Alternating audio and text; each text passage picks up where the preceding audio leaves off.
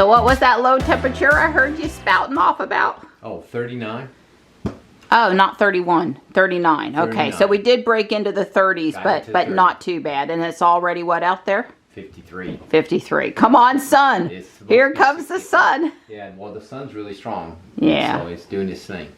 Well, I've had to fend off Panther's front porch twice. First, Stripe tried to come up and there was growling, and then Morris tried to come up. I'm like, guys, he doesn't even have any food. They're fighting on Sunday morning. And they're not happy. I'm out there late. We got up at 9. Oh, well. Oh, Mom needs her sleep. Yeah, I do. And I did put out food plenty late for him last night. Although at 9 o'clock I saw not just a raccoon, but a possum out by the back cat bricks, finishing off the food for them. That's kind of what happens. They can't go for a midnight snack because the other critters have come and finished off the stuff. Well, I feed every varmint in southern Wake County.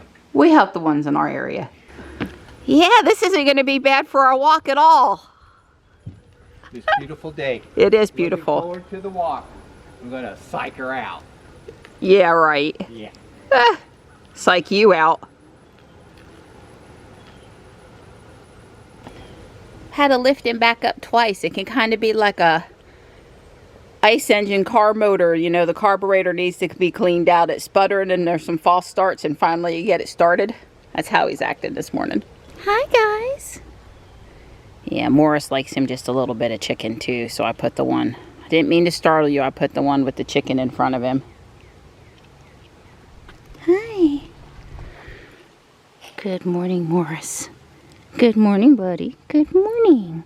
Martin. Hi, Marty. Stripe's behind me. He's just, since he got to come in the house and eat a little bit, he's just not super hungry. Hi. Hello. Hi. Here's Mama. He doesn't ever move fast unless he's taking out a squirrel. And then he moves faster than you would think that he could possibly move. It makes it look like it's no big deal. Hasn't done that in a while, though.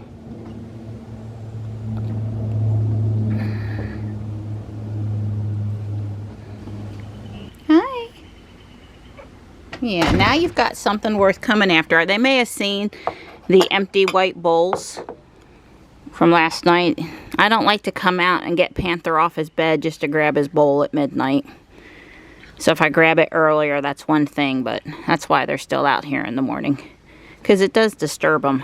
You know, they've been sleeping, they're all settled, nobody's fighting anybody, and then Mom comes out and grabs a bowl, and that can stir them up a little bit. Oh, it's gorgeous. Definite spring in the air. Stripe's back in for the second time. He likes to nosh on everybody else's food, kind of like nighttime. You lay down in the sun for a few. Aw, he put his belly up to nighttime. Not necessarily an invitation to come snuggle, though. Oh my God, he's so cute. You're so cute. Hi. Hi. All right, Gray. Last but not least, you did have to wait this morning, though, because those boys were all being pesky today. Hi. Had to add some water to Johnny's fish tank today. We can't hear you mewing because the water's too low over there. It's making a lot of noise. Enjoy your chicken. There it is. So yesterday at the meetup, one of our friends was excited to tell us a video idea for our channel that an automated, I think I'm going to call it a van. Autonomous, yeah. Yeah, was coming to Bond Park in Cary, and that we should go drive it and kind of, you know, replicate the Kyle and Anna video a little bit with Waymo, even though it's inside the park.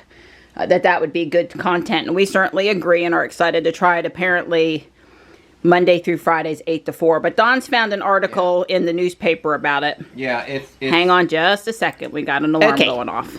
Yeah, it's called a Cassis shuttle that uses GPS, you know, all the normal stuff.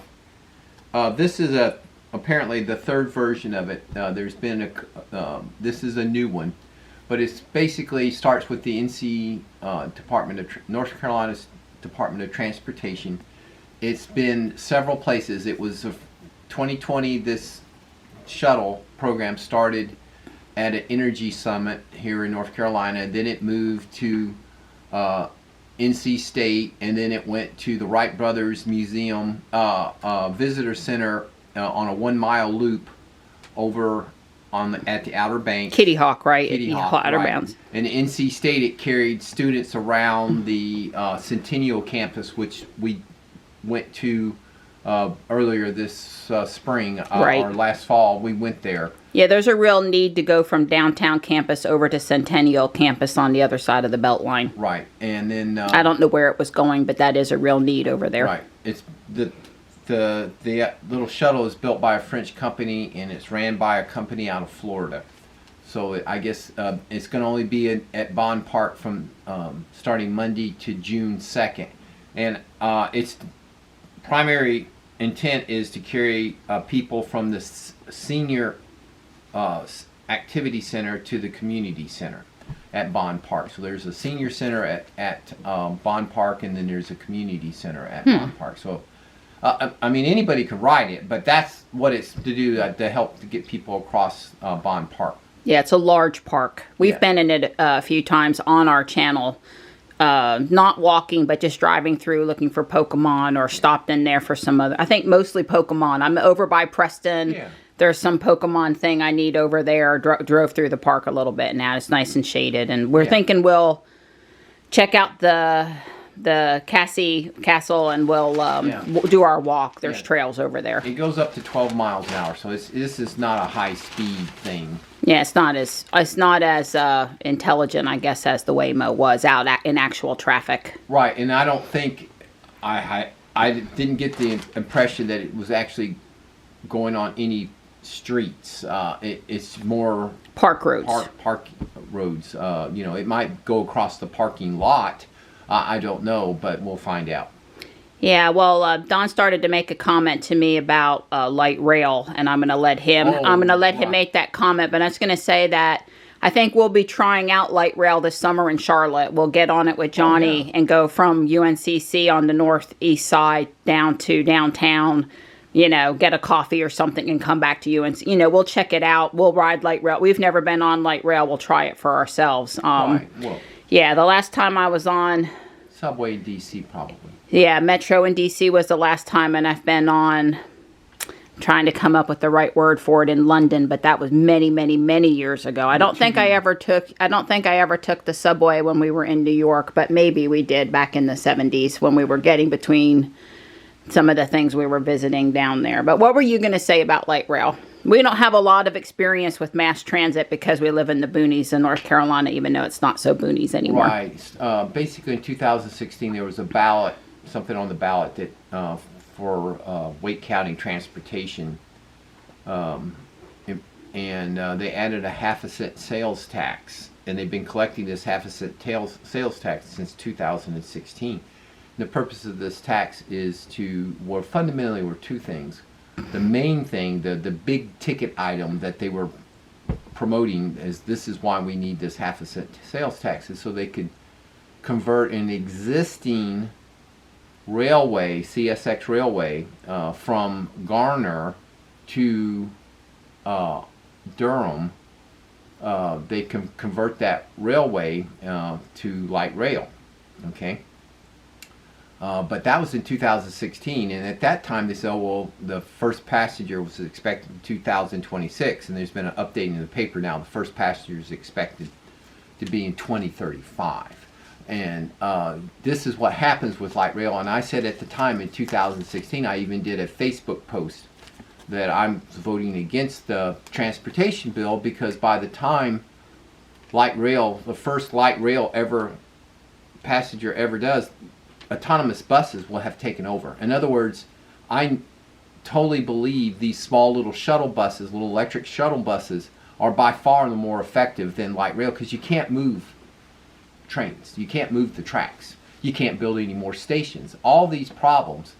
And it's also not very, they're very, the whole country wants equality and diversity and stuff like that. Well, people who live out in low population areas like us will never get to have the light rail. Well, it'll never come to us. Right. So they're never going to solve. We're lucky we have Triangle, the bus that go Triangle. We're lucky to have the bus comes down here. And I don't know how many times a day, but 6 or 8 times a day at least. And I'm not very populated, I might say. Yeah, I've rode the bus. So it's 5 people on the bus. Yeah, it's a very expensive thing. Well, it's a toss-up for them with how many stops to make or not to make on the way to downtown, and having to go through the bus station down there to get anywhere. It's not. I mean, it's great we have it, but it could be improved. Right. Well, anyway, I believe this gets all the way back to the Boring Company. The same things that Elon wants to put inside the tunnels, these little autonomous Vans? skateboards, vans, or whatever is, it's one of the things, of course, private automobiles, I guess, he's going to let in there too. I don't know all the Depends plans, on location, I guess. But why on earth, if you have an autonomous van, why wouldn't it just run around on the surface streets? And, the reason we don't have a lot of buses is because each bus requires a driver, so there's a trade-off, and of course they're diesel buses. But in the future, these little electric vans, if Elon showed it on the Investors Day, he showed this kind of box-looking thing that could very well be a Shuttle. 9 or 10 passenger shuttle bus type situation. And if it was autonomous and running around in a lot of cities, that would get a lot of cars off, because people don't typically ride public transportation because it never gets them anywhere close to where they need to be. But now with maybe a more smaller autonomous one, and of course with robo-taxis, maybe that'll go. So that's why I'm saying that light rail, if you haven't already got it, I don't think there's a very good use case in Raleigh-Durham for light rail, because it's going places. It's not going to.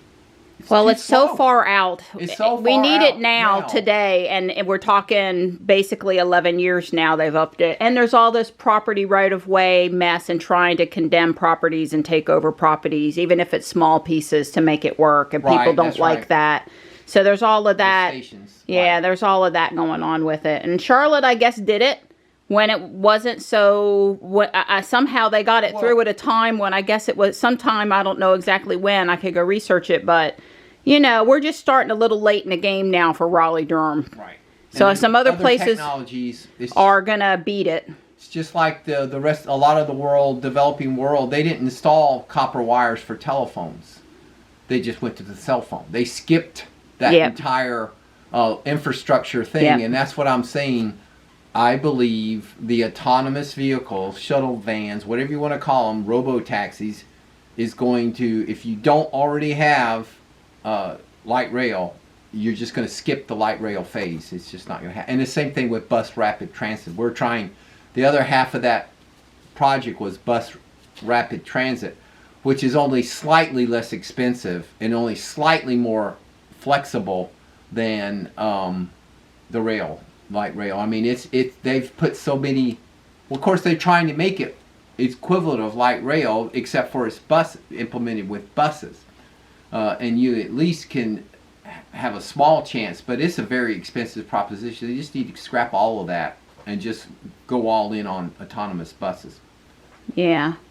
Well, I think we should all try to be as positive as we can about these trials in various places with Waymo and this Cassel. I think it's CASSL. Is that how it's spelled? Cassie, yes. It's in the article. And any of these other little projects that come around and go out and support them and provide feedback on them, because they've got a page for feedback. And because it's, we need to try out these things to really come up with what's going to work, how it's going to work, what's in our best interest, where should we use, and they need data. They need data points. So people trying it out is a good thing. Like Kyle tried out the Waymo ride and had feedback and made the video and stuff, and that was pretty impressive. Yeah. So more of that, I can see it.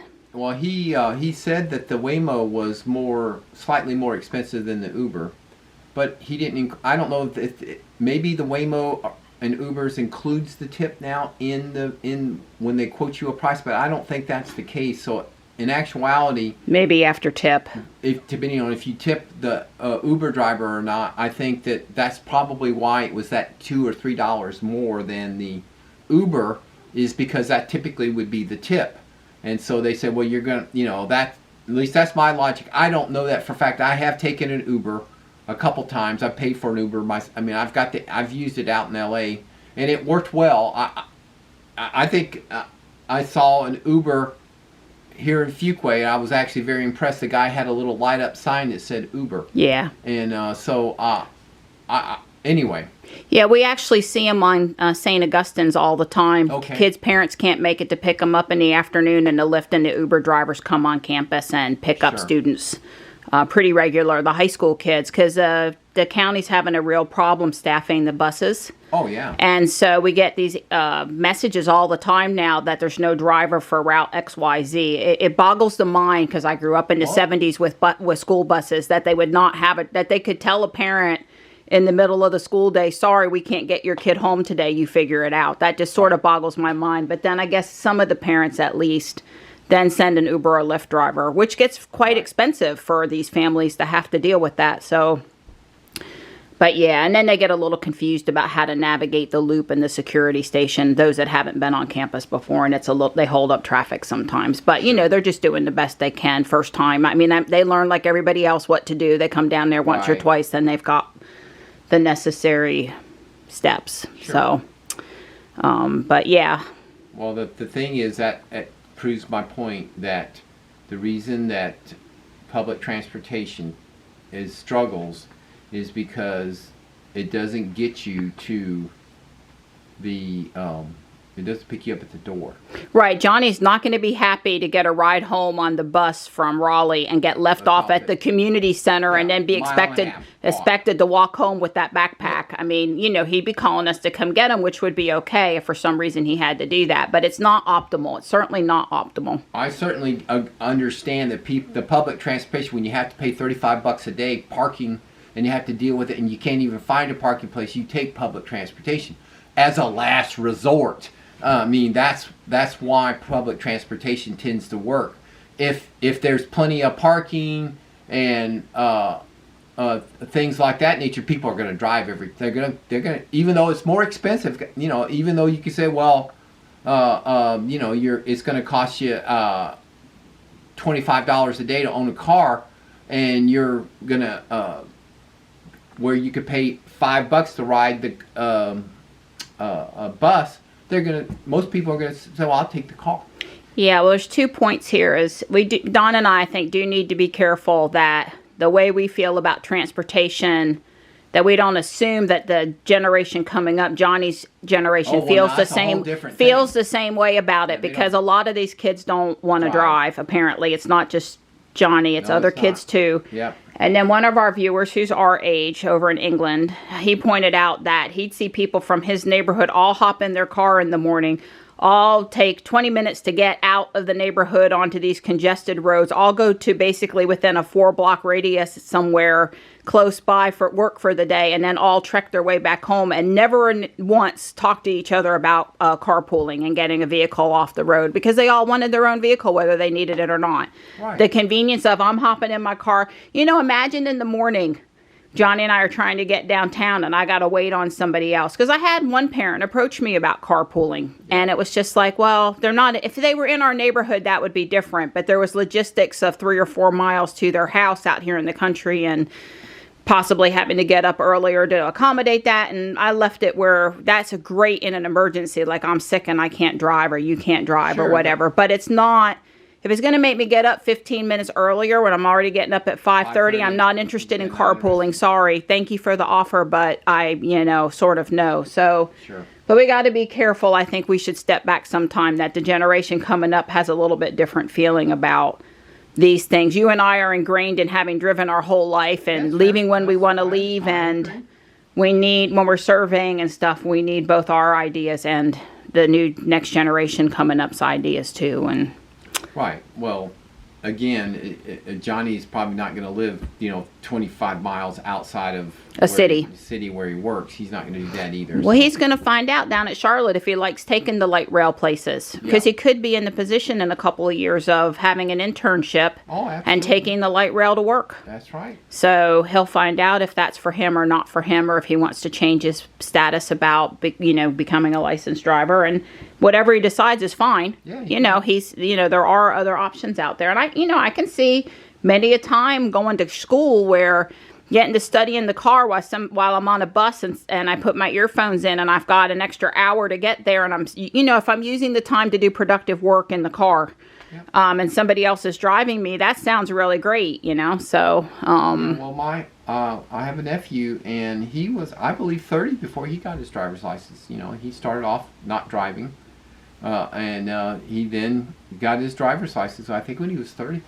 Yeah, well, there's plenty of places less populated than here that he could land also, where driving might not seem so risky.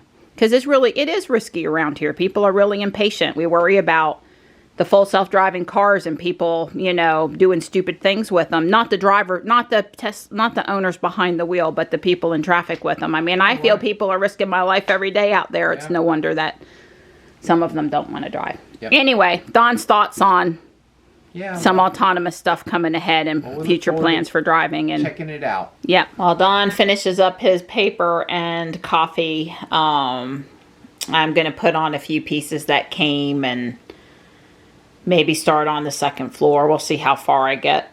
One thing to do is to put the 1x2 flat tiles in here and finish up the floor. I've got 3 of the 6 barrels I need that I can install. Little stuff like that. Can start making the lamp lights and the candy sign that goes out here. When the instructions tell you to get 4 toy guns for handles for the street lights or the little lamp lights. Rate your charge saying Electrify America is all backed up today. In Lafayette, Indiana, there were 5 cars in a queue and 1 working charger at EA. And there's a 20 stall Tesla supercharger just down the road? Well, according to somebody who replied to this, I did not verify this factual. He said there's a 20 plus stalls across the freeway. Okay. Okay, and prime location for Magic Dock, and somebody replied to that gentleman's tweet that said Tesla should get all the NEVI funding. Electrify America clearly can't do charging well enough to be relied on, which is what I was saying. I had said that Tesla can charge almost an unlimited amount of money for charge. I'm not saying they should, but they could, because your choice is Electrify America that doesn't work. It doesn't matter if it's free, but if it's free and charges at 0 kilowatts, it doesn't do you any good. So you'll pay anything for a charge whenever it's basically you are walking. So as I said, Tesla could be pretty profit model. But I wanted to say this. This NEVI funding, which is, I think, the National Electric Vehicle Infrastructure Funding Bill, this pile of money, Tesla is going to go out there and do the Magic Jock quickly across the country and then send the government the paperwork to send us our money. Whereas every other charging company is going to send in the paperwork, says we will do a charging location when you send us the money. And so I think Tesla's going to be done before anybody else, the first shovel gets in the ground by anybody else, because they're all waiting for the government money to come in before they do anything. Tesla's doing it the other way. They're doing it first and going to send the bill to the government. It says, send us the money. Now, they may get money, they may not, but apparently they're going to roll this out really quick.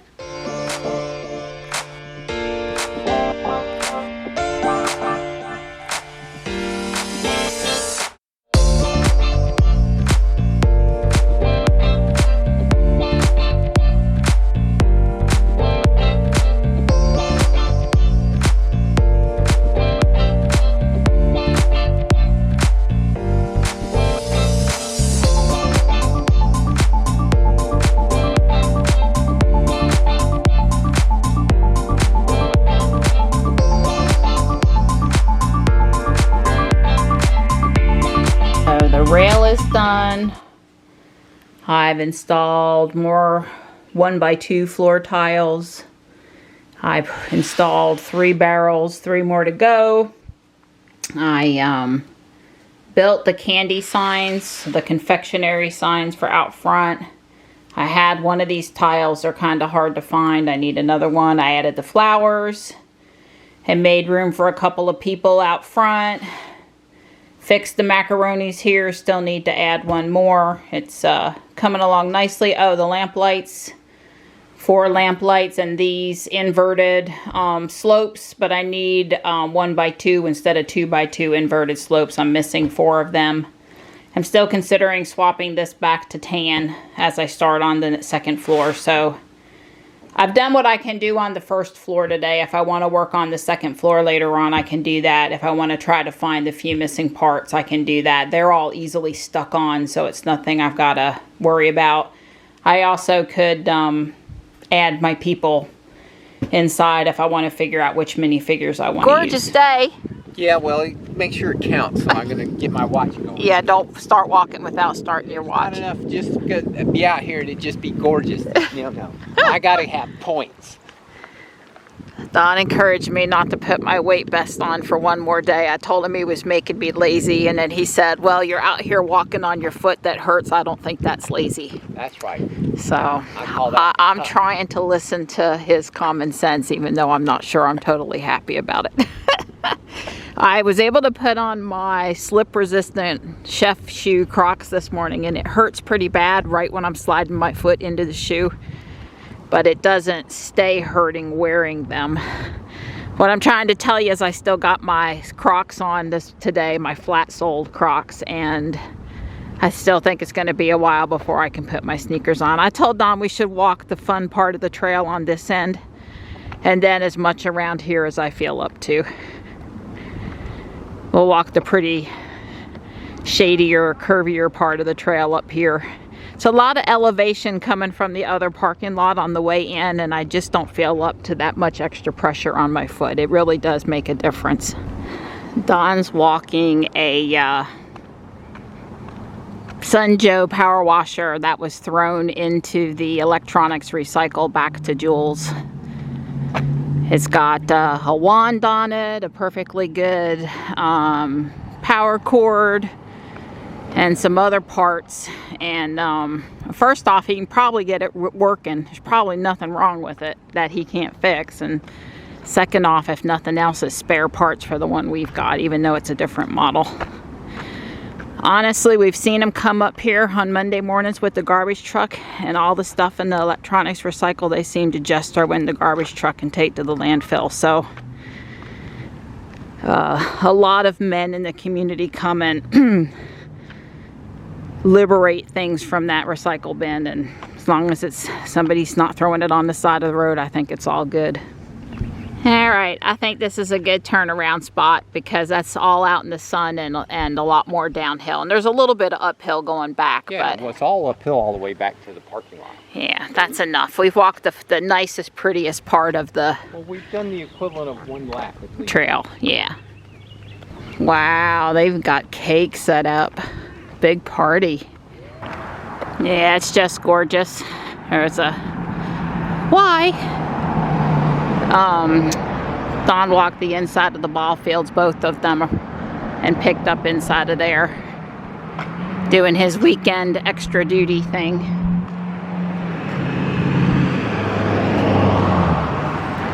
Hey, Hey, hey. I caught up with you. You did. I seen you moving fast.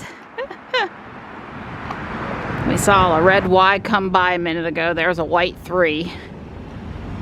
We're just doing varying walks, picking up extra trash. We figure they're mowing tomorrow. And we try to get around over here a couple times a month. Well, there's another 3. If you film for a little while over here, not very long, there will be a Tesla come through this intersection. Pink lemonade, you know, because lemons are good for you. No, don't worry, 260 calories, 67 grams of Wow. sugar. Wow. That's scary. Yeah. We had 2 people throw down iced tea with 46 carbs each, 2 bottles on the ground beneath the bleachers while we walked the track one time, and then we come back around and it was there. So that wasn't quite throwing it at us, but it was definitely one of those, yeah, we'll just put it down while those Nice people. I'm sure that's not the word they use for us. Are stupid enough to pick up trash. We'll just leave it here for them. Yeah. Yep. Yeah, so they really did fix, reinstall, put a new one install, something over here the other day with what they tore up. You can see the straw, and there's one capped location for water and then the hydrant, so we don't exactly understand why. Doesn't really matter. Here comes the white X. I'm sure they wanted to know why I was filming them. They'll have They're to. a Tesla person, they know why. Now, we're at 71 minutes of walking and 2.33 miles, and mostly Dawn, but I've been over some too. We've picked up trash. Shoot, Donnie, by the time you get that one hooked up, you might like it better than the one you've got. Yeah, I'll have to, I don't see any tips but the one on the end of the nozzle, though. Right. Were they supposed to be up top there on the back? There's like a little, is that what this is for up here? Is that where the Yeah, other that's tips where the tips go. would have been? Would have been, that's right. Yeah. So it's got one tip. It's got the 20 degree, 25 degree, I can't see. Yeah, 25. 25 degree tip. Yeah. Hi. He was washing Marty's head. I thought I had started the video, but I hadn't. It's mostly because I'm scratching back here. It makes him go. You deserve some attention. You hadn't had any really good attention for a couple days. You deserve it, don't you, bud? I like him. You can touch him any which way, and he just doesn't care. He likes all of it. I guess I'm going to work on the second floor a bit. I did order some of the missing parts. I'm still going back and forth on whether or not I'm going to want that to be tan, because part of the front on the second floor is going to be this tan color.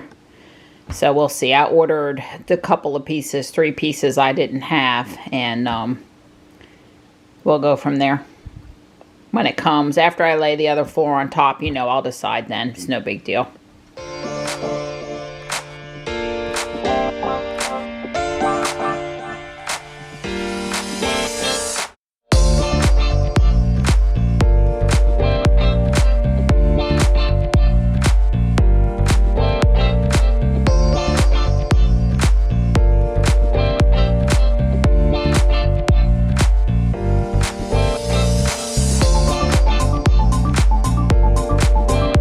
There's how the second floor starts to look on top of the first floor. I am changing the color of the floor from dark tan to tan, and changing the color of the walls on this level from tan to dark brown.